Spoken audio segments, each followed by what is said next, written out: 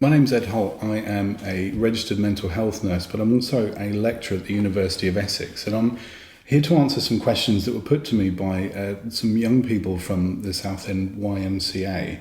And they've been put to me, and hopefully I'll be able to answer some, or at least give some approximation as to understanding a bit more about what they're asking. I've got a question from Lottie asking, can you be too young to have therapy? It's a good question. Because in my mind, I'm thinking professionally have therapy or therapy. And I suppose it's that question of what does therapy actually mean? I suppose there are certain perhaps age limits based on the type of therapy. There's a whole host of different talking therapies that are available. There's all sorts of different approaches that a therapist can take, as well as there's counselling as well. So there's different theories behind different therapies. When we're thinking about age and the restriction on age, maybe, I suppose it's really about that person's willingness to engage in it.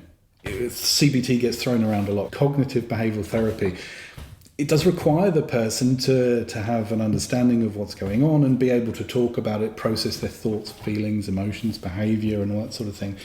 Not necessarily everybody wants to engage in that, which is understandable. So I suppose really we think about what does therapy actually mean? And again, I go back to this understanding of how do we improve our health and well-being? There are certain things that you can engage in to help with your health and well-being. Mindfulness being one of them, and it's a term that gets thrown around. The NHS do recommend mindfulness. There's a lot of research on mindfulness. It's nothing new. It's really the ability to clear out your mind and put yourself in that present moment to understand. I suppose just have time off from all of the worries. It's a lot easier said than done, but I think it's something that's probably more accessible to people of all ages. There's so many sort of accessible online videos on how to engage in mindfulness that's aimed at younger people as well as older people.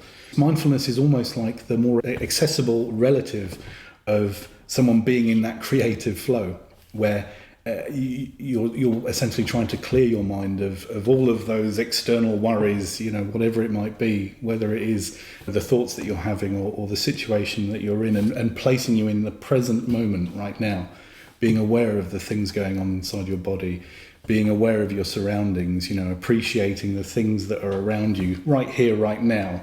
And it sounds like a ridiculous thing to do in times when people are stressed or worried, but actually it's a practice that you can take control of. Situations sometimes feel like people are out of control and thoughts are out of control, all these sorts of things. You can take control, and I think that's something that's accessible to everybody.